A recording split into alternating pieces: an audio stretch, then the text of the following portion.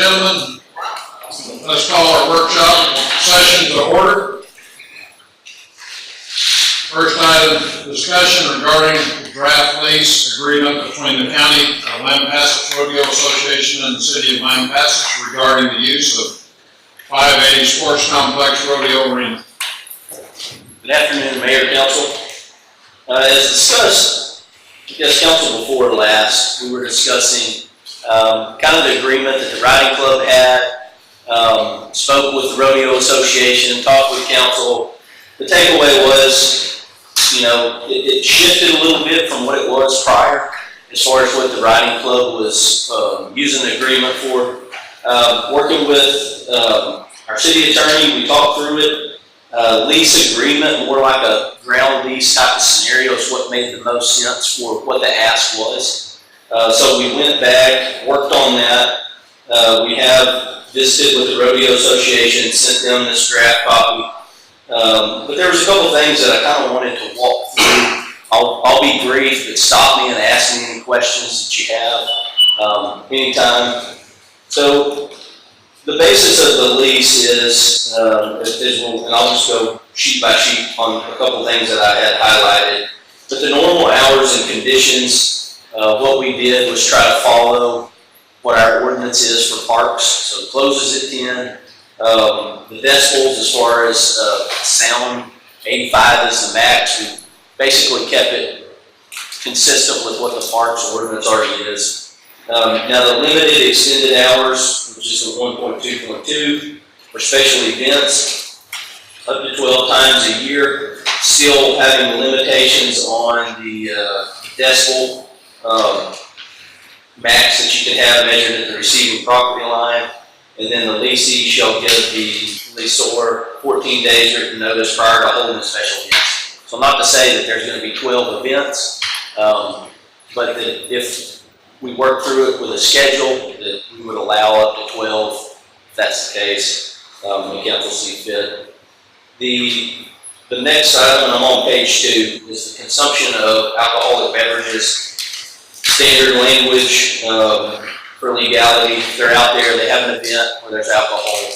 Obviously, there would be security, PD required in those scenarios.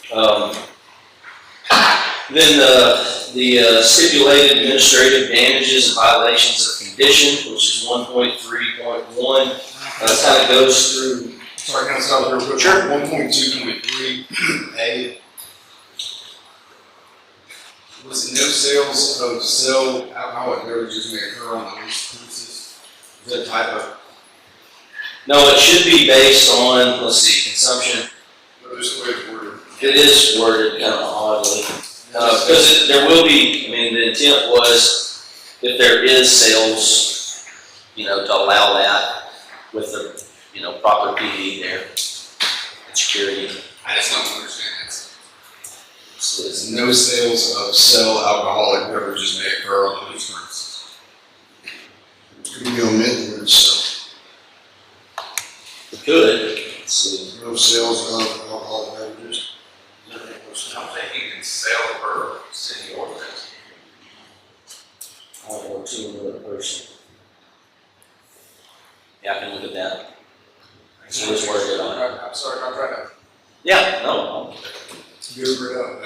no, we'll take a look at that. To piggyback on that, Ryan, B right below it, talking about the consumption of alcohol beverages on the premises, but in the last sentence it says prior to conducting such sales. Is it talking about, again, selling alcohol in this paragraph, or is it talking about bringing alcohol onto the premises? Well, I think the intent was bringing alcohol, but it kind of alludes to sales of alcohol, so I'll have to look at that too, if I can check it out. Yeah, I think the real intent is on the alcohol on premises. If there's some sort of event and, you know, people want to bring alcohol, currently our policy is no alcohol, but if it's allowed for an event, people can bring alcohol. That was really the intent, so not necessarily sales, but any other questions? Then on 124 on the second line, typo after lease. Mark? Yep, I see it. I think there was one or two more typos too I highlighted, but I didn't see that. Okay. Any other comments, questions? Keep moving on. The stipulated, jumping back down to 1.3.1, stipulated administrative damages for violations of conditions related to operations on leased premises. This kind of dives into, you'll see on the next page on 3, lease material breaches and conditions, basically sound limits, hours of operation, exceedances, and really probably the main thing is if there was some sort of big event, it's not cleaned up after, the city has to use staff to go mitigate that. There's a minimum amount of $500 with a limit not to exceed $1,500. So in case, I don't expect that to be the case, but something to be covered. The 1.4, if we move down, parking for the rodeo arena. I know this was a question Councilman Hernandez had. It's a good question. Basically, the map that's Exhibit A on the back shows basically the rodeo arena area, and then it shows the auxiliary parking where the area allowed for, parking for certain events, horse trailers, but it's not part of the lease. So it's ancillary to, and it still has some notes in here about control of the other parking in the paved areas, and this one, depending if there's a conflict with city events, you'll have the ability to. This area in Exhibit A, is that where are we planning a workshop about baseball fields or something like that? Is this that area? Right, it is. It's on the west side. On that? But I think if the fields are determined and decided on, then I think that you've got a decision to make on how many fields you want. Even if you put fields on that west side like we were talking about the other night, you're gonna have parking. Parking is gonna be needed on that side of the complex. Now, if, the fields are a priority, then, how we reallocate that parking and how many fields, will be to be determined. But yeah, that west side is where, the fields are proposed.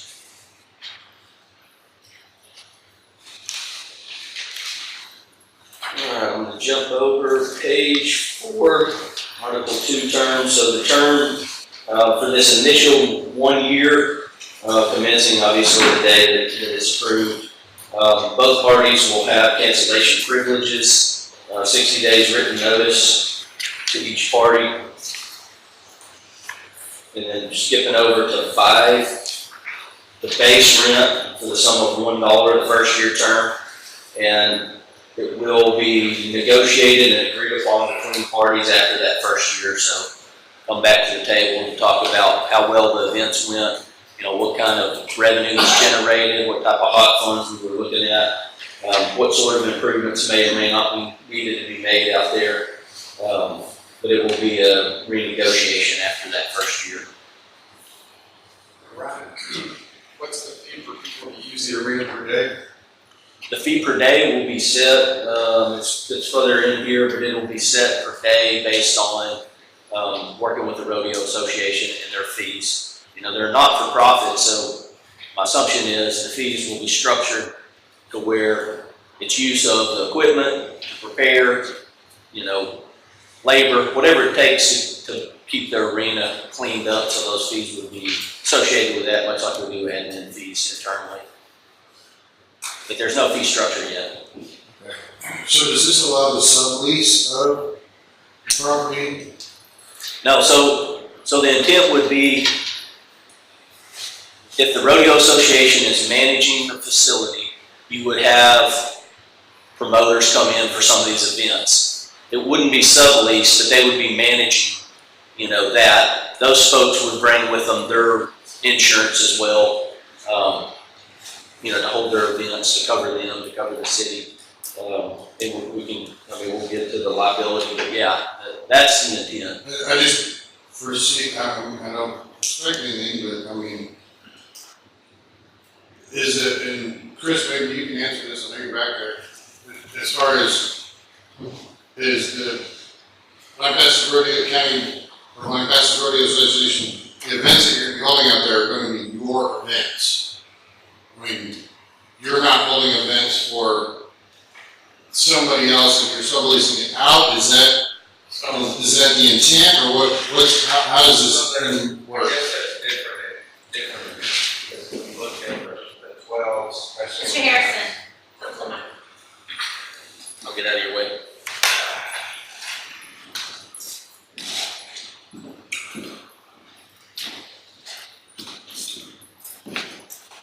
Back there. So, we have the 12, I guess they're labeled special events, right? And then we have it on the regular deal. So there's different scenarios that we looked at, okay? We have one gentleman that wants to come once a month for team roping. So then what we looked at is called around different areas to see, what kind of a day rent base is off of, their numbers. And with that, we'll provide a tractor, a drag, and water for their event. So say this team roping, well then he's gonna pay, I think it was $350 a day or something for the arena. So they'll come in, have their event for that day, and they will pay, obviously, us for that. And that covers the, Does that cover your cost? oh, absolutely not. But I mean, it brings that amount of people in to use this arena. And that's one that wants to come in regularly, say, I think he wants to start by coming once a month, have a team roping. So would that be your 12 events? Well, No. special No. events? Because they're not special events, there's What no, classifies special? I think it's gonna be the ticket sales, the big productions, as far as the ones that bring in, like a rodeo, like a ranch rodeo, a CPRA rodeo, a big event like that. I think that's what we kind of, with JC and Ryan, we honed in as being a special event. I was trying to figure that out on this lease. I know, I don't know what a special event is based off of this piece of paper. right, And remember, guys, that when we talked about this, this is the first year, so we were trying to put the best that we could to where we had some sort of structure that when we renew it next year, that we actually had I think what we were financials. talking about was an MOA on lease agreement. Yes, but still in the same breath, we won't have too much knowledge until, because nothing like this has been done before, in a sense, with all these other events occurring. So this will give us a chance to actually bring something to council to show you exactly to where maybe we can hone in closely on what council wants to see as special events and what they want to see as normal events. They probably put like a definition of special events just to have in release agreement. We can Some find it. parameters there, like high school rodeo. and that's why I like talking to JC, that's where we steered from, because I kept asking, they said, well, we gotta put a number on it. And I said, well, if this guy wants to have a team roping once a month, there's 12, is that a special event? There's no ticket sales, there's no, the stadium isn't gonna be full, it's not a big production, it is a bunch of guys come team rope, so then a barrel race, a rope, any other type of roping or anything like that would, to me, be a lower scale, but a ranch rodeo, a CPRA rodeo, a junior rodeo, something like that is gonna be your special events on Kind that. of sanctioned deal, I guess. Yeah, or even, because I think. Well, like y'all's play day, we didn't want to classify that as a special It's a event special event. for the riding club because it's not, the riding club does it, tries to at least once a month do it, so, and that. I didn't see it, maybe just, are the non-special events or rest? They were That's there. what falls back on the original as far as park closes at 10. It's not aggressive. It is. It's on That's what- 1.21 on page 1. Yeah, it talks about the hours it can be open, basically, it's basically management of the arena, the time it can be open. So there's no notification needed to close the arena for those events. The arena's closed. Based off of this, the arena's closed, always.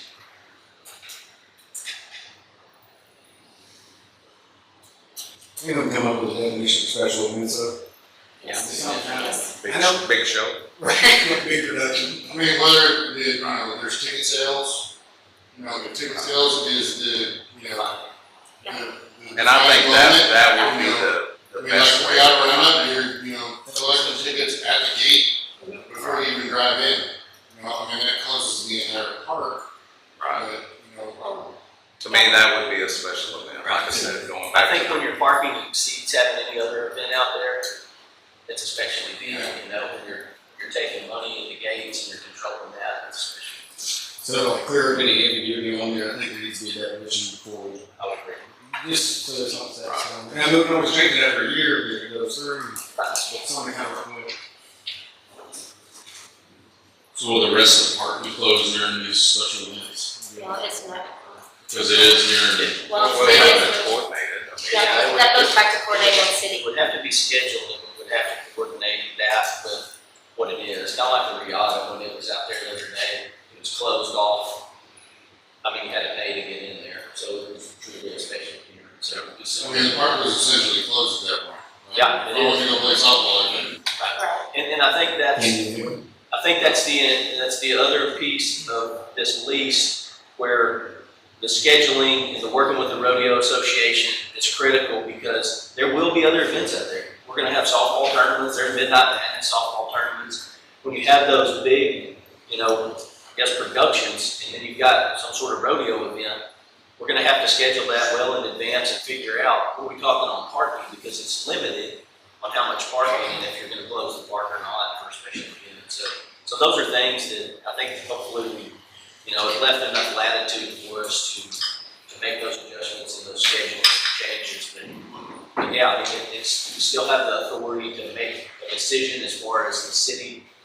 If there's some event, the parking's not gonna be there for their event, we've already scheduled something. I mean, city's probably. That's why in here it also has that we have 14 days to notify the city of any events that are occurring so that we don't have any schedule conflicts like Zach was talking about at the last city council meeting we were in, just to kind of, and we keep a calendar on our website that you can see all of the use of the arena that we know of, and so there, it's pretty much public knowledge, and then so I can share it with the city too, and it can be on the city's calendar to where that can kind of hone in all of those conflicts that we may be worried about in the end. Who would we get to coordinate this with the city? Would that be Loopy? To coordinate with the rodeo association? Yes. That sounds like what needs to happen. We gotta have a coordinated schedule. I think typically too, a lot of our events are kind of year in, year out the same as far as city events. And they may change a little bit based on weekend or something in that time frame. If we can plan stuff out in advance, you know, we can hopefully alleviate some of those scheduling issues. get a bunch of latitude on there, and like just kind of see where things are going. But also entering into a lease agreement that's very broad, just makes it not, I mean, get latitude to see where it's going, but, And I know a lot of this comes from JC, was straight out of Bastrop's agreement, obviously, that the city has, because they sublease their facility the same way. The only reason why I say that, we had to strike out Bastrop several times through this deal. And, I mean, we really didn't defer from it very much. I mean, some of it we did, but because this was actually superseding city ordinance, which seemed counterproductive to say the least. So that's why we backed out the decibels, the times, this and that. I mean, Because some of those junior rodeos go till 4 o'clock in the morning. So we had to make sure that it incorporated those junior rodeos, because then you're not gonna shut them down when it's past that. So we had to tweak that a bit to follow suit. I think in order to enter into this agreement, probably it needs to be some kind of, I know we were talking about that memorandum of understanding, but kind of set up the structure, the cost, what y'all be charging for day use, and it's like who's getting for some kind of. Which JC has all of that. yeah, We turned all that into JC to construction. And that's good, but I don't see it. To show Right. the point. So that's cool, JC has it, but we're the ones that are gonna have to vote. I can send a copy. Just let me know. it's that as it's. Yeah. And that's what, like I said, to come up with a lot of that, and there's been a million questions. Of course, I don't have the answers to all the questions because, one, I'm not gonna make a lot of decisions without the association meeting and trying to figure it out. So there's a lot of, you know, unknowns. And as far as the arena, yes, being closed, because I think that's very important. I think it's very important to manage it, to maintain it, and I mean, essentially just to take care of it. And we had talked several times about different ideas as far as, you know, do we have public days where the public can come down? Well, that's great, but who mitigates that? That's what we need to figure And out. then it's a first come, first serve, so 50 people show up, who takes care of it? But then that goes back on us to maintain the ground, to water it, to drag it, keep all that up. And I think that's something that needs to be addressed, is we're leasing the property. It is a public space. But And I it's, think we need to have it. but like the question I pose to these people and to a lot of them is, what is free? Well, I think this Who is pays free for it? because it's $1 a year. Well, I didn't set that fee. I had It seemed mine. like pretty free to me. We can compare notes to what we got in it, Okay. which is nowhere near $1, I promise you. So Well, it's not We free. contributed quite a bit too, didn't Do what? we? We contributed quite a bit too. About 30-something% of it, yes. So no, that was great. I'm not griping about that. But I mean, I don't even want to go down that road. We're just at the point, either way you look at it, without an agreement or with an agreement, we're still in a pickle with the arena. Because there's no M&O, current agreement in place. So then I revert back to insurance, okay? So someone gets hurt out there, there's no one managing that in general, so that's gonna fall back on the city. City carries insurance for all the parks. Well, and then that's the other thing is in here, there's another part of insurance here, so we're trying to figure out, everyone's trying to, because right now, it's, no one's managing it, no one's taking care of it, we don't have the staff to take care of it, to actually drag it, water it, to ensure that those people do, or even like when it's sopping wet and you've got poles and barrels out, well, who's gonna go fix that, or who's gonna go drag that, because we don't have enough city staff for that to do that, they have to get other stuff. So part of maybe the situation up here would be, I don't know about everyone else, I'm not saying anything right, but the first time I saw this lease agreement was a couple hours. Fair enough. And first time I heard that we weren't doing a memorandum of understanding, we were at least a couple hours. So we're all trying, I don't know, anything else? I got it over the weekend, but I sent it out on Friday, I thought it was a MOA up until that point. That's why I'm kind of like trying to figure this out right now. That involved is the conversation we had in the spring, correct? Correct. And a lot of that started from the last, or not last meeting, but 2 meetings ago, when we were asked about Coggins test and this and that. We're not riding on personal horses up there. We're looking to promote this arena and to maintain it and use it. Yeah, and Chris, I'm kind of stuck in a hard place right now for me because I think what y'all are doing is great. I mean, that place needs to be used, and I think y'all have a good idea of how to bring people here. The one thing that kind of just rubs me the wrong way is cutting it off. You know, and I know your point. You know, you're saying that, well, if we have one day a month and the public use it, and they come in there and tear it all up, y'all gotta maintain. Well, it's not even a 1 day a month. It's what's the harm in scheduling coming in to use it? And I get, because I've talked to you and several other people are like, well, just sometimes we get this free time that we didn't know we were gonna have, and we can go right now. Well, where else do you go? What other arena do you go to? That one. I mean, I go down there and stop someone and ask them while they're riding through the mud, just divoting the whole arena up. I said, where are y'all from? Oh, we live in Cove, the other side of Cove. They come over here because it's a free arena. If the city's not going to be maintaining it, driving it, and watering it, that's one of the issues too, like we're kind of stuck between the rock and a hard place, and we're not going to do it. And we're not saying that y'all have to do this either. Because at the same time, we'll gladly walk away from it too, and then it can be status quo and let it do what it's doing. You know, at our last meeting, you were talking about a good partnership. Right. You know, and at that time you mentioned that we were about half and half in contribution, but It's a lot worse. now you said Well, about it was- 30%, but What we thought it was gonna take to get it up to a safety standard was way off.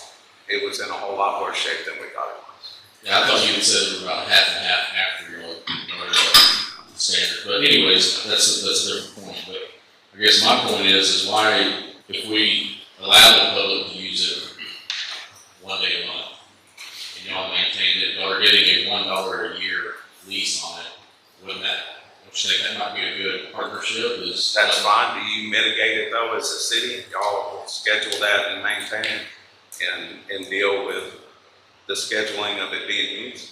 We would have to figure that out. That's what I'm asking is. Well, no, that's what I'm asking. I mean, my thought would be is, if there are those days when the general Oh, public that was the use swimming it, pool, don't we? If we have special swims, that thing, similar situation. but yeah, it would be managed through parks still, even in those instances. And, you know, how that goes down as far as who's out there, who's, you know, we have, as long as it's during the day and it's on a weekday, we have staff out there. But also, they're doing other things instead of managing the arena, they're mowing, or they're taking care of the complex. Doesn't mean that they can't go by and, you know, put an eye on it. But, you know, it takes time. It would take some staff time to go down there. And that caveat's in here, is it not? There is a piece in there that basically still gives the city the leeway to open it to the general public. There's an even medium here. There's definitely an even medium to get this Do That's I? a- There's an even medium absolutely here to get this done. I just wanted to address something real quickly and kind of get us back to where I think we can kind of look at it from a different perspective, is that all of city facilities are rented out in one way or another. So our pavilions, the amphitheater, swimming pool after hours if they want to have a party, anything like that, we are going to facilitate. Somebody's going to take the lead, get it reserved as first come, first served, whoever puts the money in first. Same with this scenario. We've never experienced this before with the rodeo arena. We don't know what this year's going to entail. If it comes 6 months down the road and we get a lot of citizens that want to utilize it and they're not able to, we can always revisit. We can always rediscuss, set up some terms, find out how we want to make that different to where we're not allowing public use. But this gives us the opportunity to really make the rodeo arena shine with some guidelines and some standards that we don't have in place today. A year from now, it may look totally different, and we might have very specific, very direct guidelines we have to follow.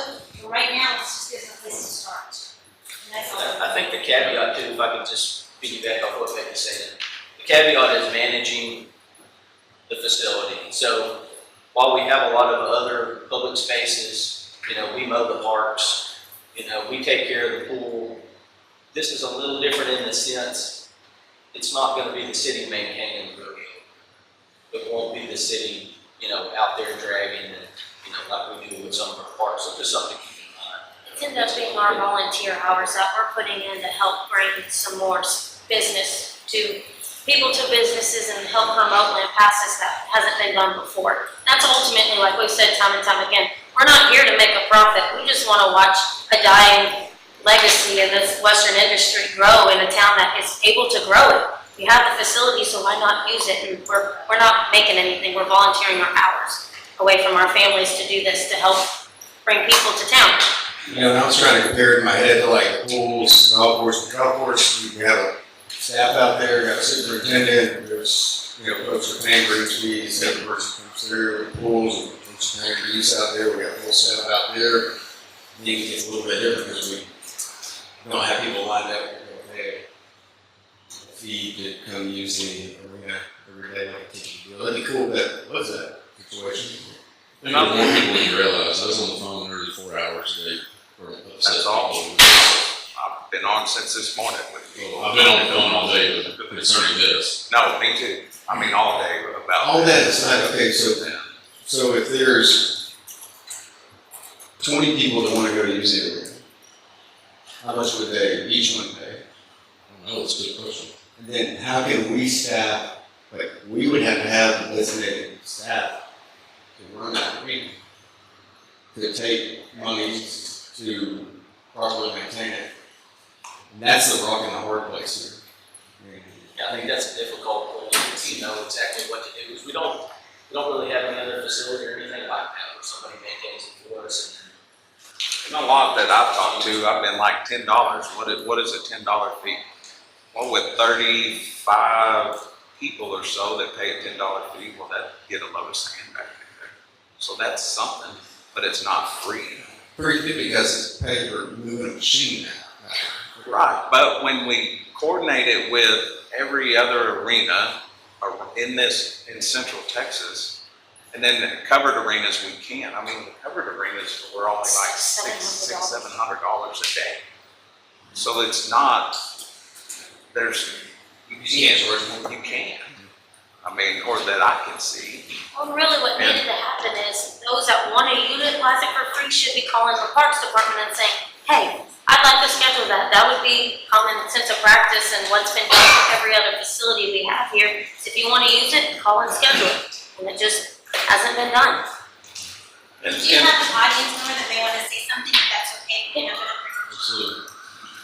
and I'll just say one more thing before I back off. You know, I have big thoughts and this and that as far as rodeos, big shows for them. But I know where all that starts. And it starts with everybody that's knee high down here to be able to ride in this arena and have a place to go do things. And I think that's very important. So we're gonna shut it off to them so they can't. No, we're gonna manage it. We're gonna schedule it and manage it. That's not shutting it off.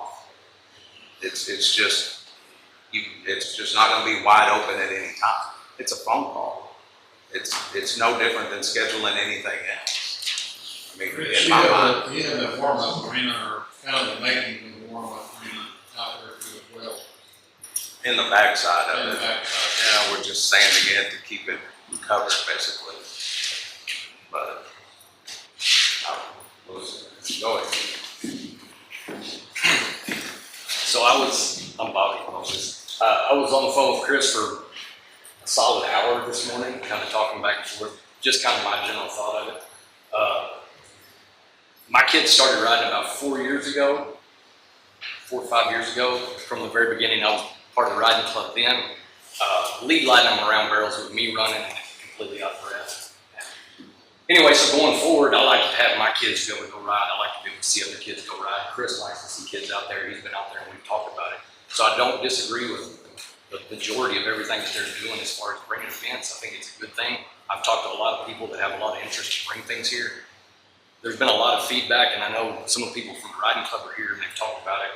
There's been a lot of kickback of it being open to the public, because that's the way it's been. And I told Chris this morning, I don't like that answer. That's the way we've always done it, so that doesn't make it right. But that's the way it's been. It's been used that way.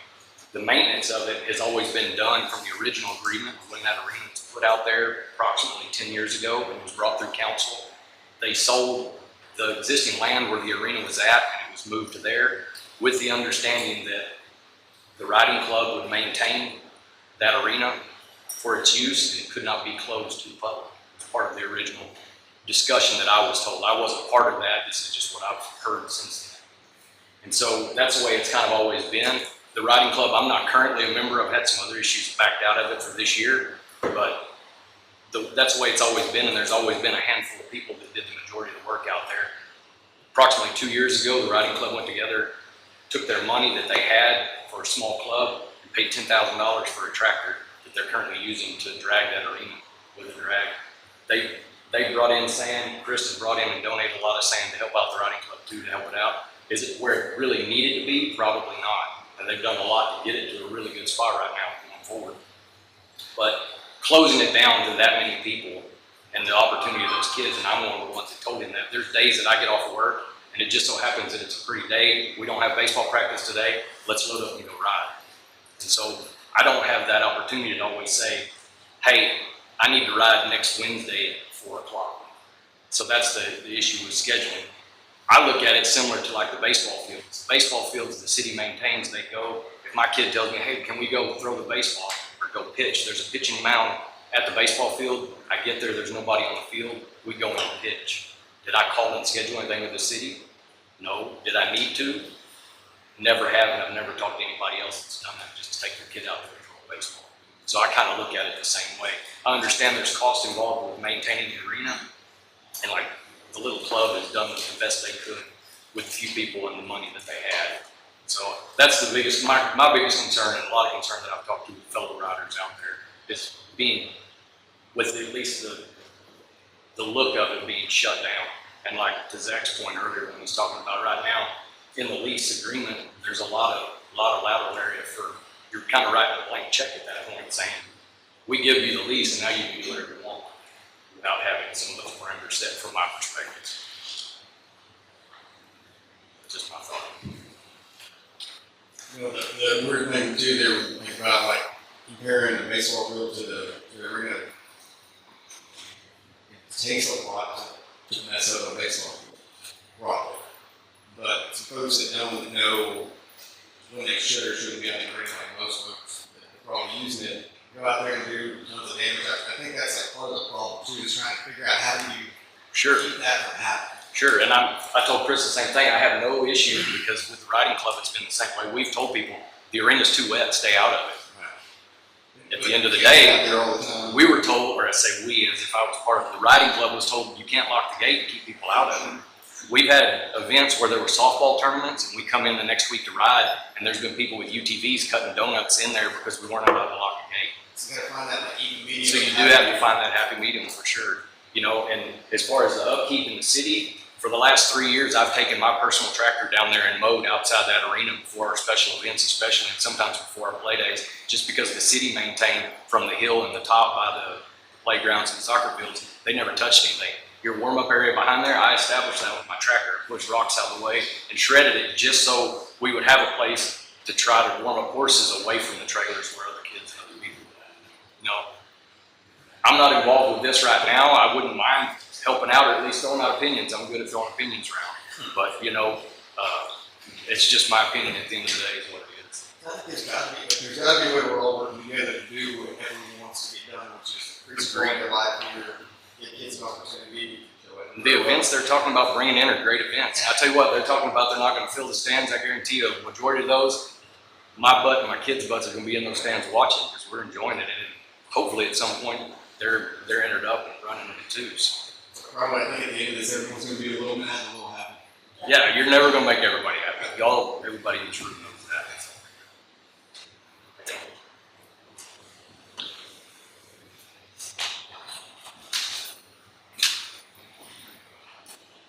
Good evening. My name is Samantha Taylor. I am the current treasurer of the Lampasas Riding Club.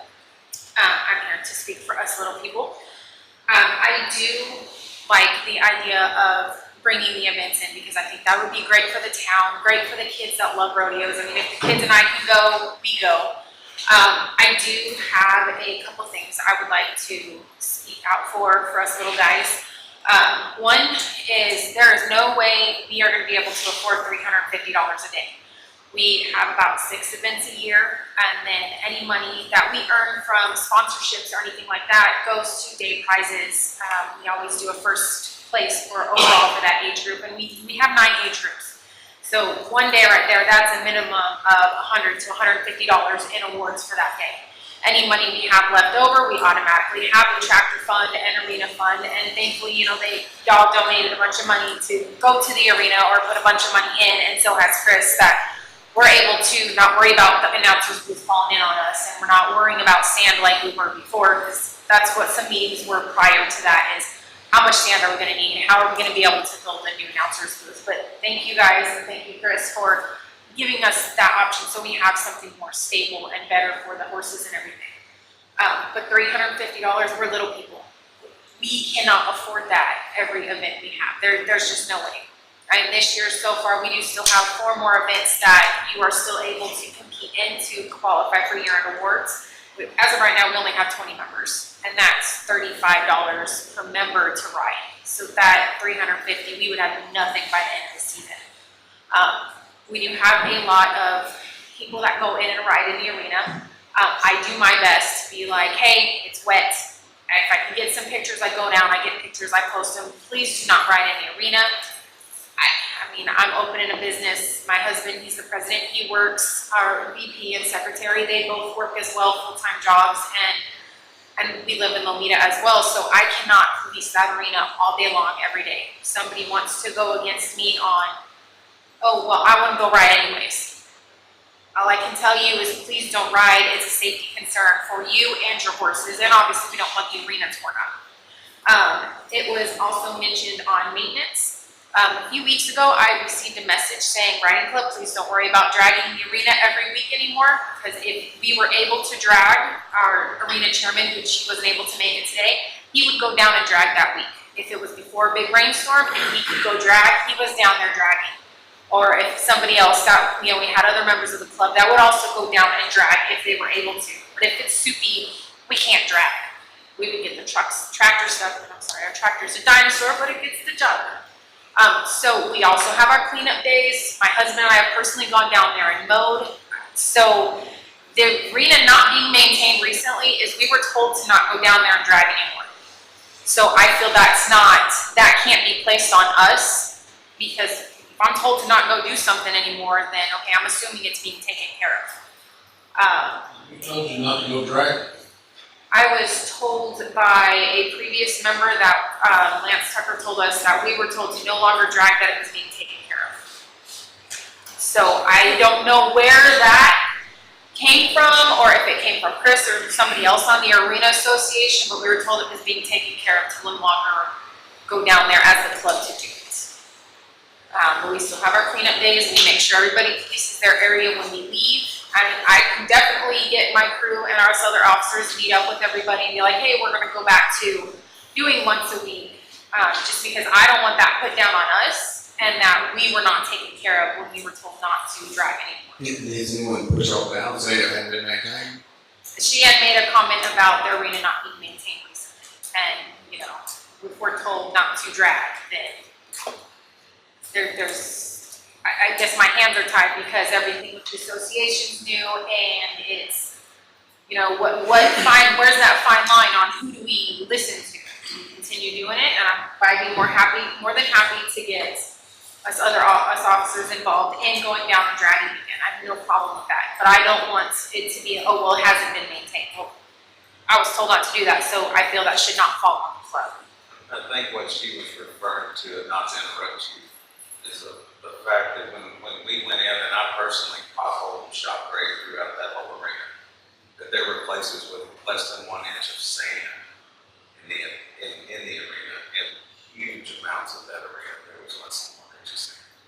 From that big last, 10 inches of rain.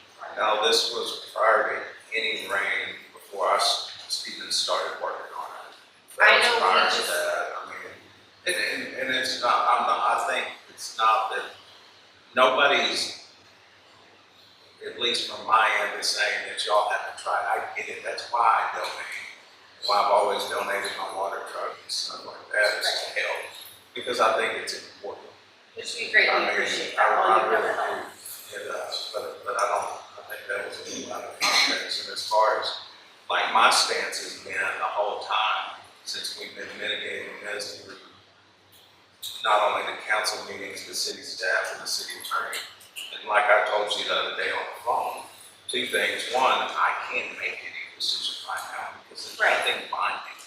And as far as our charge fee, that knowing that it's a nonprofit and a riding club, that would be something that we could sit down and talk No, about absolutely. together. I just So- figured we're all talking, and since it's gonna be a partnership with the city and the arena, that I wanna be a voice for us little people. No, I get it. Back to, as the gentleman before me was talking about the arena being open, we have quite a few people on the riding club page, and I do my best to keep them posted and to tell them to make sure they pick up after they ride.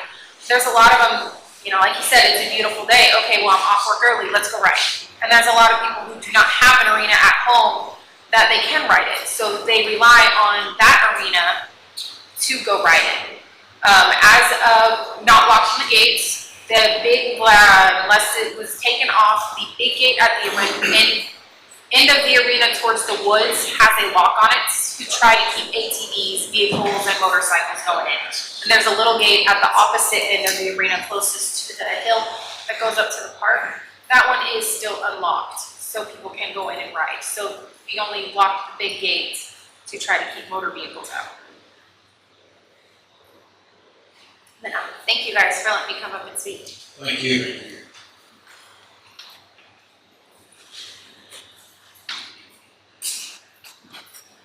Hello, my name is Anna Aguilar. that I am currently the secretary of the Lampasas Riding Club, but I've been part of the Riding Club for 2 years. I was at the old arena before you guys sold the property, and then you made this new one. Now, I have a couple of concerns on the association talk, saying about the maintenance of it. We were maintaining it as soon as we got the agreement with the city, and like Samantha was saying that we raised money so we could get our tractor, so we can continue to maintain that.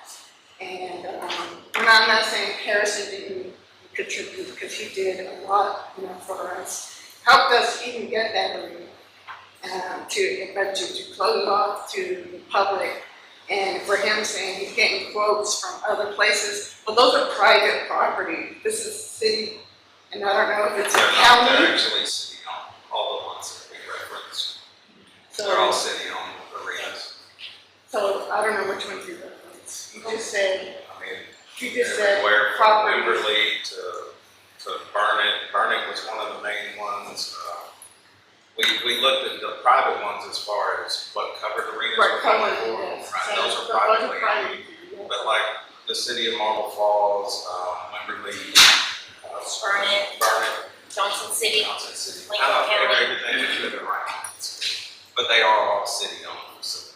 Right, but when you say to lease them out, yeah, that's for like you mentioned, the big CPR rodeos, so they're open to the public, like Lomita, the ones that are in our area. You're looking at big cities. So here in Lampasas, Burnett, right down the road. I'm not familiar with it. It's 20 miles south of here. I mean, I understand what it is. I don't know. Yeah, this is, I think it's just watching the young and happy together. we're definitely not ready for an agreement, I'll tell you that. Yeah, so coming back to it being It's almost best now at this rate, even though the association has put all the money that we have, in the way we're not getting anywhere, it's almost best that maybe we don't take over the association, or the association take over the arena, and the city can handle it, because I don't think either way you're gonna get anywhere, because you're gonna have a frustration either way. And Well, that's I mean, not- I think the problem is that we're just hearing some other voices now. But rather than us talk about it, try to work through it, it sounds like you're saying we're gonna pick our ball up and go home. No, we're not saying that, we've been dealing with phone calls for the last 2 weeks. That is exactly what you just said. You said that if we can't talk about it, we're gonna go. So, And we're willing to work, and that's our goal, is we wanna work through this and get it figured out, and this is bigger than just the lease agreement at this point. Well, some of the concerns that were raised, we were trying to get all of this in place with the city, then to go to the riding club, once we had something, talk to them, to where I'm we not could only join, part of the but we club, haven't got I'm there. saying. Hold on, one talk at a time. We just haven't got to that point to be able, because we wanted to have some sort of situation with the city, on the same page with the city, before we could go to the riding club and figure out a good partnership on what we could help to make each other work, was the plan. probably, maybe the smoother path there would be to get all interested parties talking and have them on the same page for the city. In our defense as the association, we weren't quite for sure who was on, just here recently, we learned of Samantha and this one, we didn't know a whole bunch. I know Cody and Lance Tucker were on it previously, but then we were told several times that they were stepping away, so we hadn't quite yet established those relationships yet, at least in my case as a secretary. I hadn't been able to figure out who those people were to get in contact with. It's tough for us to enter into, not saying not enter into an agreement, but enter into it right now when there's competing interests and there's a bunch of ambiguity with this. I mean, what I'm hearing from everyone that could potentially be involved is everyone wants things to happen out there. And they want people to be able to ride and for rodeos to come in. And so rather than everyone pointing fingers at each other, maybe we should all get on the same damn page to figure out how to make this work. Mr. Ward, can we continue this agreement? Can we continue going through it? Sure. If y'all are ready. But I still had, I guess, Okay. Can you keep? I got cut off, she cut me off. No, okay, let's get into I'll give you two more minutes, because we gotta move on. Okay, so back to where you mentioned about the baseball fields, I don't understand. First, let me ask this, the $50,000 that was just put into the arena, was that a city bond? How was that paid for? City bonds. Our city taxpayers? Yeah, man, those city funds. City funds? So my thing is, and there was another 25,000 added to the trails in the back. Alright, so if we're gonna give the finger point, we're not gonna get anywhere right now. Trying to make it a better place for Okay, I'm everyone just involved, trying trying to to- get everyone on the same I think page right it's, now. how can, they charge one citizen to use the arena and not charge the trails or the baseball field for, I'm here as a citizen, not just only the riding club member. Folks pay to be in the Little League, folks pay to go play golf, folks pay to go swim at the pool. I mean, but you can't compare, like, one thing is not just like the other, it's like comparing apples to tire irons. I mean, like, but I tell you, if you're pointing fingers, it's not gonna get anywhere. That's what I keep on saying, if everyone wants us to happen, let's work together. Right, but closing it off though, I mean, how do we work together when you're closing it off? We're That's what we're trying to figure out. That's what we're trying to get, we're working this and figure out. Thank you. All right, thank you. Thank you.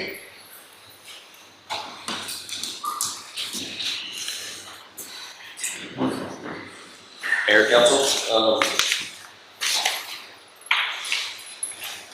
I'll be glad to continue on. We were on page 5, but it sounds like we may need to go back and do some meetings and We can have a meeting probably set up with all interested parties, where we can sit down in here, we don't have a council meeting going, and we can hash this out. If we need to argue and then hug and then figure it all out, let's sit down and get it done where everyone can enjoy this, so it's for our community. So maybe having some special setting for us to actually sit down and go over this would be a good idea. I think it would be important, prior to that meeting, all interested groups were able to put down their needs, their wants for what they want out of the arena, what we want as for the public, that kind of thing. yeah, I think the goal at the end of the day would make sure that we, do as council sees fit for our citizens and also work with both groups and make sure we, come to some sort of agreement.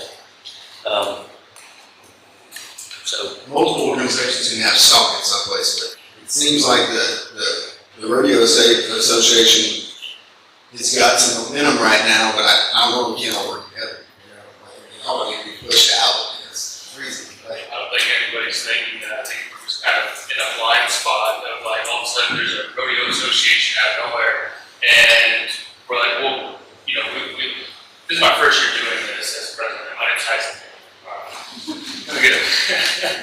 I know we're trying to get through this, so I'm not trying to, but I think the main feeling, we're not trying to come in here and attack. We appreciate what's going on. There's definitely peaks, which is kind of what this whole thing is about, to work out and get it going.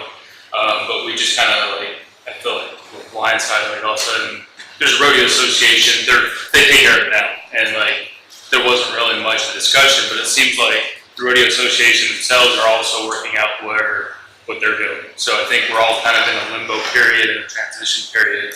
And I agree, we all need to sit down and, I can't make any executive decisions. I have my officers and we have to discuss things, but I do feel like we can all work as a team, In short order too, we need to get this thing going. Yeah. We're not sitting down stuck in limbo, we can get some finality. Yeah, so, thank you. I don't want to. Yeah, they're here now, so you can coordinate. Yeah, with for them. sure.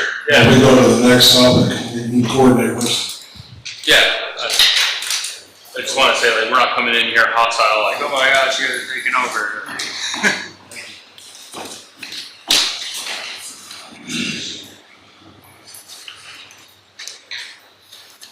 sounds like what I'm hearing, we'll hold off on Yeah, so, discussing any more on the police.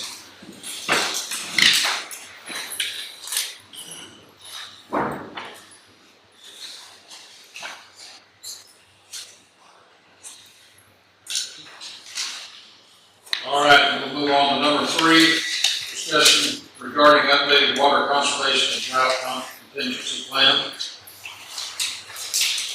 Mayor, council, this is a topic I think everybody enjoys talking about, water conservation. We've been blessed having some rain lately, and scale house is up, so we don't want to forget about some of the studies we're working on, as well as, other water sources. The water, I'm gonna touch on a few things for the most part. If you've had a chance to look through the packet and look at this particular item, I'm only gonna point out, unless you stop me, a couple of the actual changes. I think for the most part, everything is basically the same as it was before. There's a couple items that were changed. If you skip to page 18 in the drought contingency plan, those items are in red. So if you go to page 19 under definitions, there's a new definition for athletic fields. It's an outdoor area designed and intended for use. Specific sporting event includes soccer fields, baseball diamonds, football fields, similar areas. So that was added so that we can point to it as you work through the different phases of the water conservation. One other new item added as far as foundation watering, basically 2 foot away from your slab. That's added in those instances where we're in drought phase 3 and so on, where you can still water and protect your slab and your foundation. Skip over to page 21. A couple updates, very minor, just adding to stage 1 drought contingency plan as a result of declining reservoir storage levels, some text edits. Daily water exceeds 70% city's available treatment or distribution capacity for 3 consecutive days when you're looking at stage 1. And as you go through here, all the stages trigger and build off of the prior one. None of that's changed. That's still exactly how we were implementing it before. The one thing I did want to point out that was actually advantageous for the city and contractors is, let me see which, I believe it was stage 3. There'll be the ability for dead end irrigation. I guess it's the stage 2 response on 24, where you can actually, the city can determine where we have dead end lines that will basically allow contractors at those stages, when they're typically not available or able to get water through their meters, will have dead end lines that we have to flush, so it helps us flushing, allows contractors to connect up to that, still, keeping them working.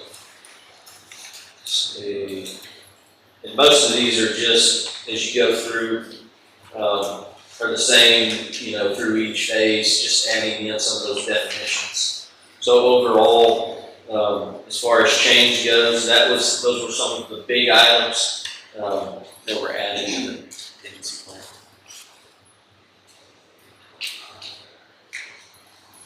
Any questions?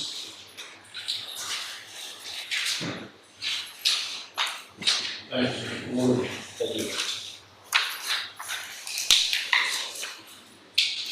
Number 4, discussion regarding any items on the regular agenda. And if not, adjourn the workshop session. And we need a break. No. Okay. We will call a regular session to order. All rise.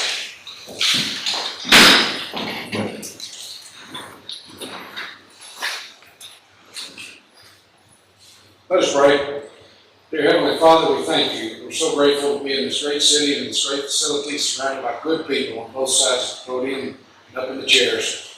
We ask that you be with all of us tonight so we can exchange good information to make good decisions for all of the community. We're thankful for the weather we've had. We're grateful for the rains. We ask that you be with us and watch over us and safety until we can meet again. In Jesus' name, as always, amen. Amen. Go ahead and pledge. Pledge allegiance to the flag of the United States of America and to the republic for which it stands, one nation, under God, indivisible, with liberty and justice for all. Honor the Texas flag. I pledge allegiance to thee, Texas, one state, under God, one and indivisible.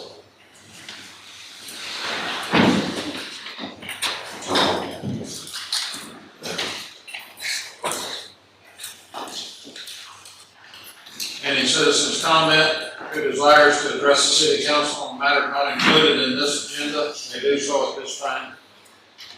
The city may not deliberate on items presented under this agenda item. And there is none. Mr. Lampasas, did you still want to talk or anything? Okay, unless anybody has a question. Number 1.2, citizens comment. Any citizen who desires to address the city council on a matter that is included on the agenda may do so at this time.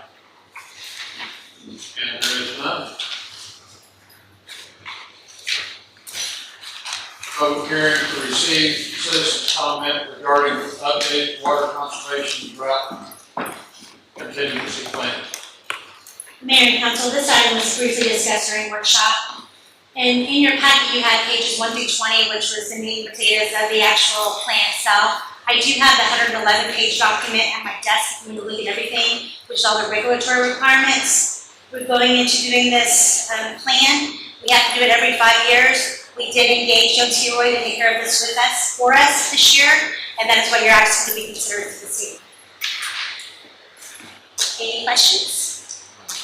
I think a lot of it was just lessons learned through the last time that we went through it, and when we were modifying and updating it, getting it more thorough for what we experience on a day-to-day basis, just like with the dead and flushing, things that we've learned throughout the time we went through our drought, our different stages.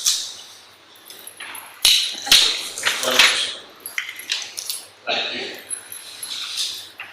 1.4, public hearing to receive citizens' comments regarding Cooper Springs National Nature Park District guidelines.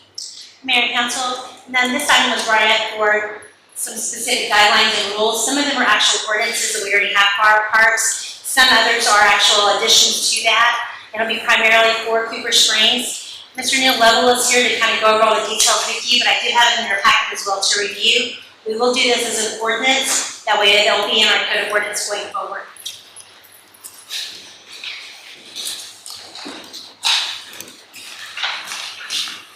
I'll try to keep this brief. I think y'all know a lot about Cooper Springs. Some of you may have some questions rather than me telling you about it, but y'all already know you have any questions about Cooper Springs, how it started, how it runs, what it does. Okay, so the Cooper Spring Nature Park Foundation Board, as you know, volunteers time and does a lot of the planning and work involved in keeping the park going. The park is owned and run by the city. Our foundation board discussed and came up with the proposed rules in front of you, and we have taken those rules to the Parks Board, and they have approved those rules. And so what we're asking you to do tonight is to accept those if you're in agreement with them and make those official. Let me also at this time say, I recognize that you people sacrifice big portions of your personal lives to do the city's business, so I'm hesitant to offer this. But if you'd be interested in, we would be willing to put together a guided tour of the park at some time for members of the city council and the Parks Board if you would like to go through the park and kind of see what's there. And we were looking at the week of June the 17th through the 20th. That's a Monday through Thursday. We don't need to do that, but is that something that you people would like to do? I You would? I think that'd be very cool. Is there a particular day that's better of the week?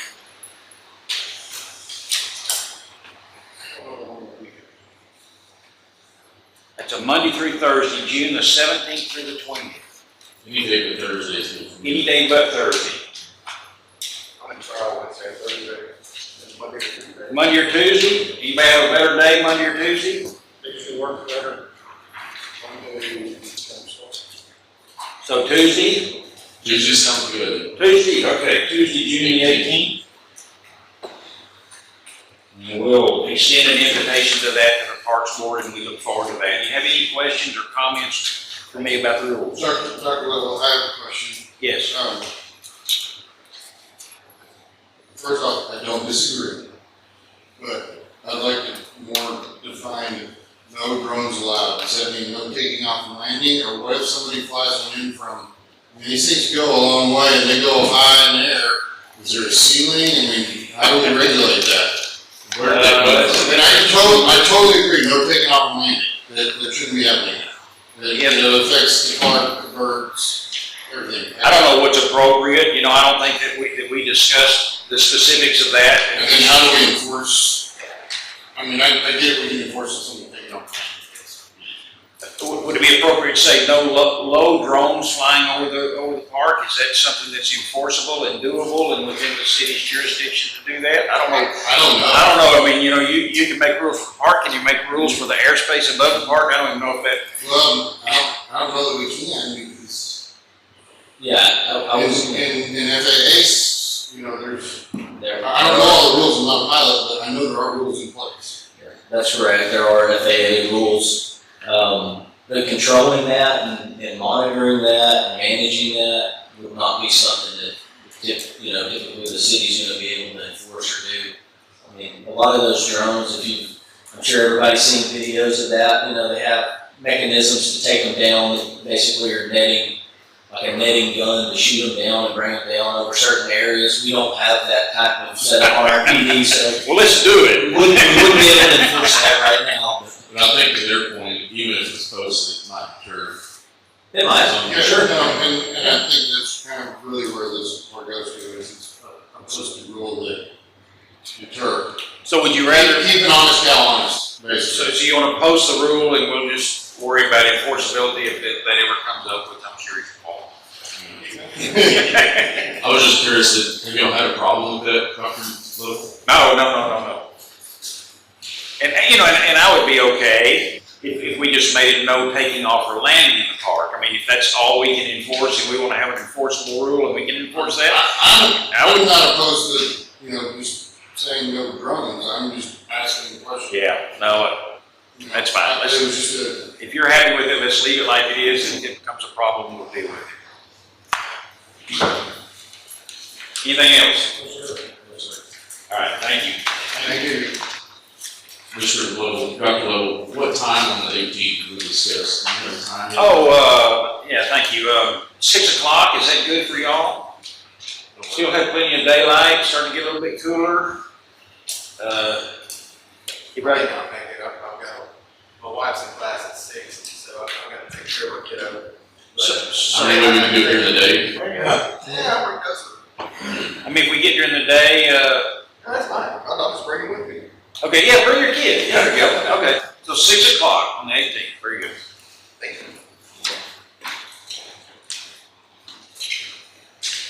2.1, discussion and possible action concerning the approval of minutes of the regular city council meeting held on May 13th, 2024. I didn't see any corrections, recommend approval. All in favor? Aye. 3.1, discussion and possible action regarding the second reading of an ordinance to amend City of Lampasas Personnel Policy, Section 8.15, sick pool policy. Move to approve consent agenda. Second. Any discussion? All in favor? Aye. Boards and department reports. Meeting, Mayor and Council.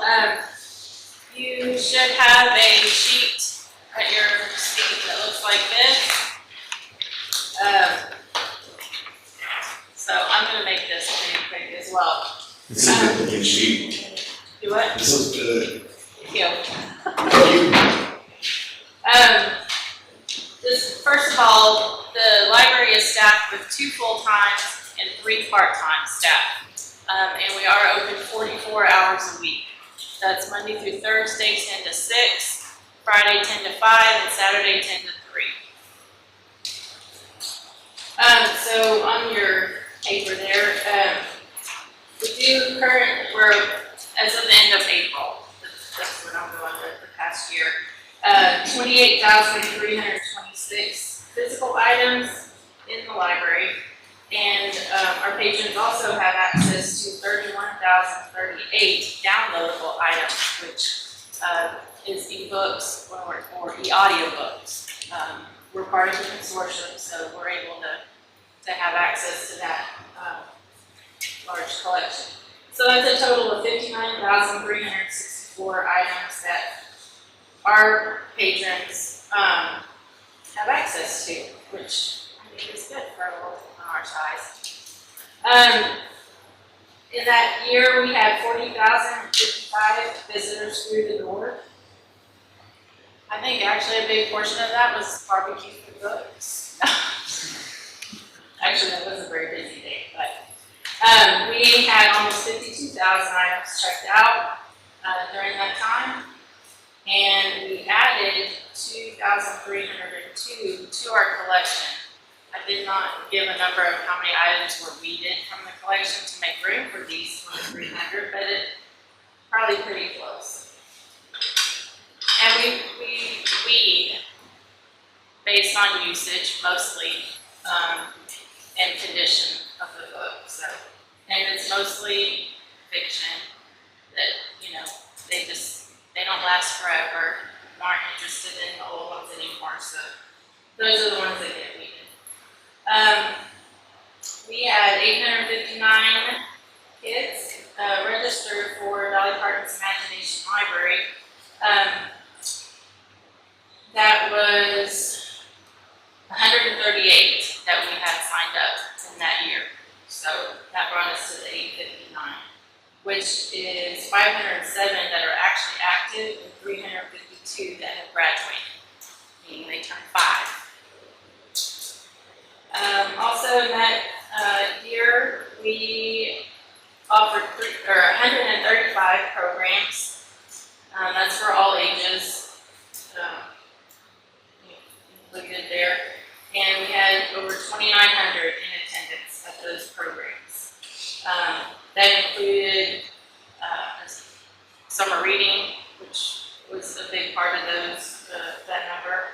But we have our regular story times, we have our How Interesting craft classes, we have STEAM days for 7 to 11-year-olds. Book club meets at the library, and we also have a 42 club.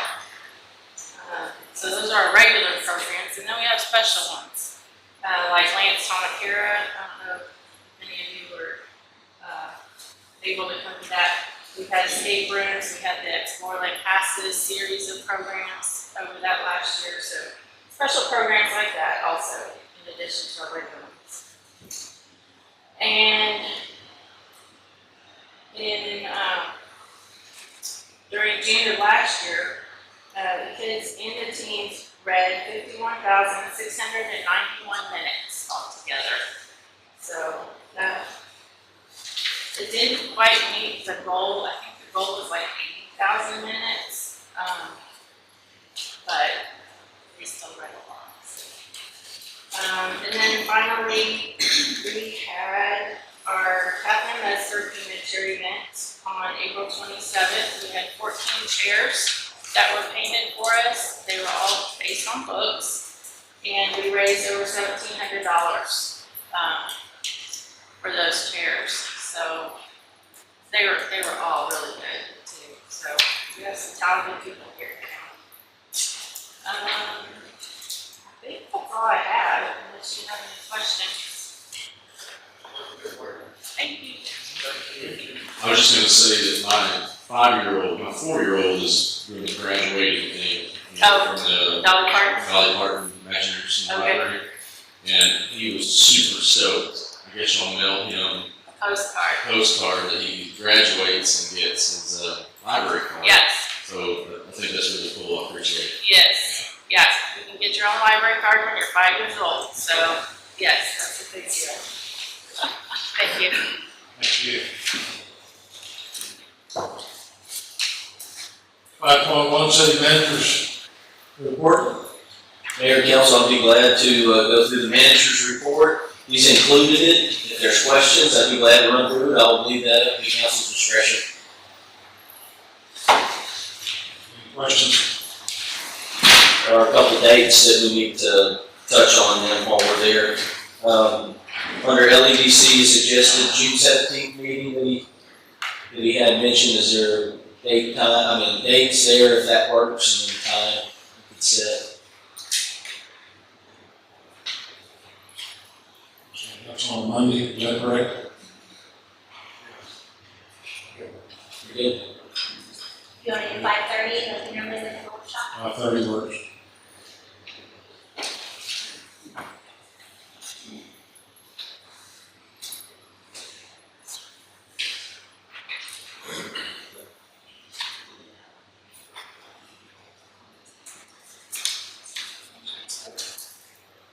So the CIP meeting on June 10th. The CIP meeting June 10th to discuss the report. Bring a bunch of journals to get ready. Right. Projects. All the projects. Might be there a little while. And then the developer meeting, it was held on March 21st. If there's a direction that y'all would like us to go as far as it's been about 3 months since we had the last one. If there's dates or times that would work for council that we could set up for a developer meeting.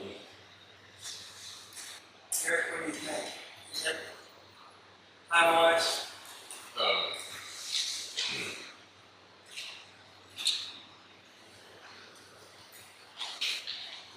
What day you want to do that, or that's what we'll figure out? We don't have anything defined, but we can, if you're.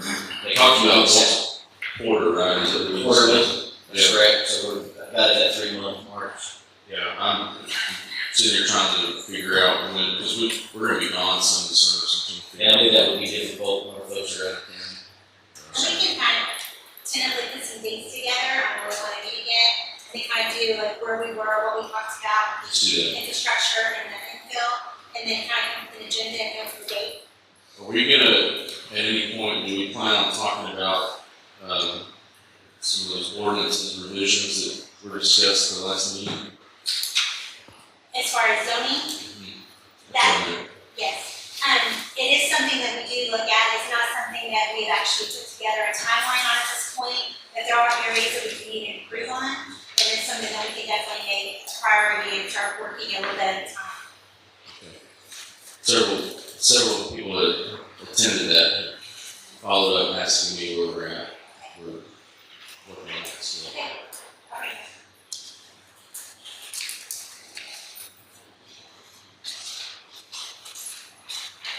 And then one other thing that I think is important is typically every year we try to do the organizational, different organizations will come in and they will discuss their, how they succeeded or things that they've accomplished throughout the year for funding during budget time. And we just wanted to kind of put that out there and see if y'all wanted to hear from all the organizations again this year, if you want to do it every other year, if you want to kind of change things up, or just get some ideas from y'all. And it doesn't have to be tonight, but just let us know what you want to do. Because normally we'll have them come from the Hill Country Hunter Club, the Advocacy, Burnett, LCHEC come, various organizations, WCID, and they'll come and present the final for the year of what they've done and ask for funding. If I'm an allowed opinion on this, then I think if they're asking for money, then they should present something. If I'm an allowed opinion, then they're asking for money. There's a number that are not on there, who've been asking money.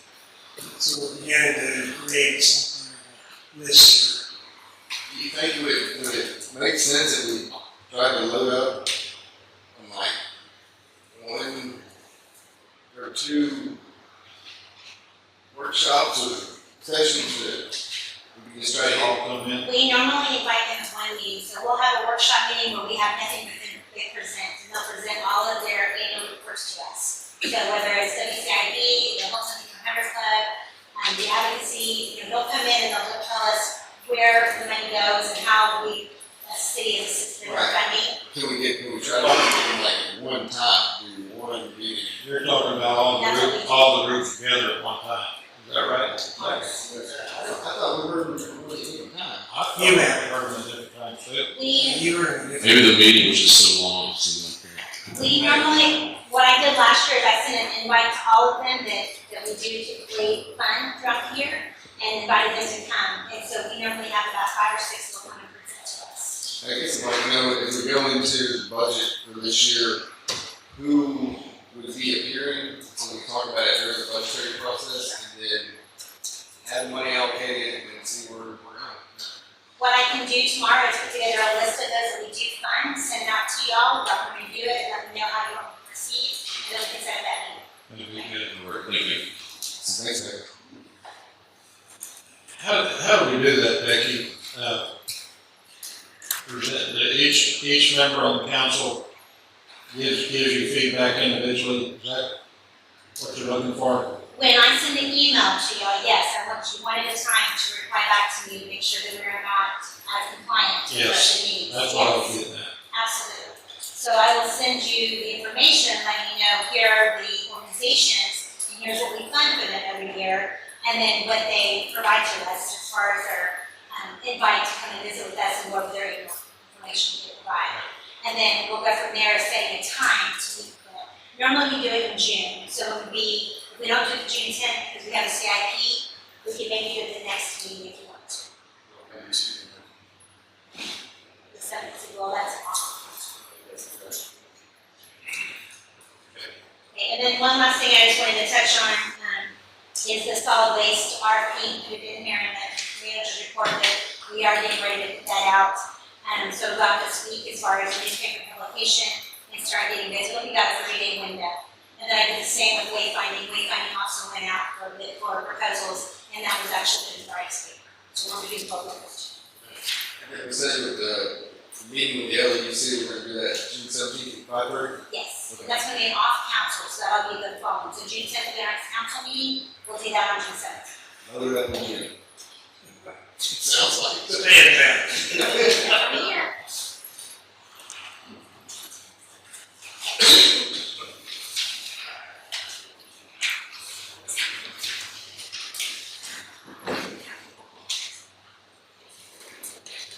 All right, we'll jump down to 7.1. Discussion and possible action regarding lease agreement between the County of Lampasas Rodeo Association and the City of Lampasas regarding the use of 5A Sports Complex Rodeo Agreement. As discussed in the workshop, it sounded like the direction of council was no action at this time, but I'll leave that up to council. Yeah, recommend no action. Second. Any discussion? All in favor? Aye.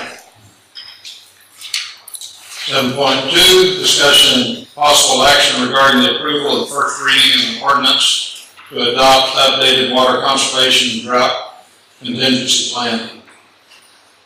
Again, Mayor, Council, this was discussed in the workshop. If you have any questions, I'll be glad to entertain those. Move to approve the first reading of an ordinance to approve the City of Lampasas water conservation and drought contingency plan to promote responsible use of water, and establishing criteria for the initiation and termination of drought response states, including restrictions, providing penalties, and/or severability in an effective date. Second. Any discussion? All in favor? Aye.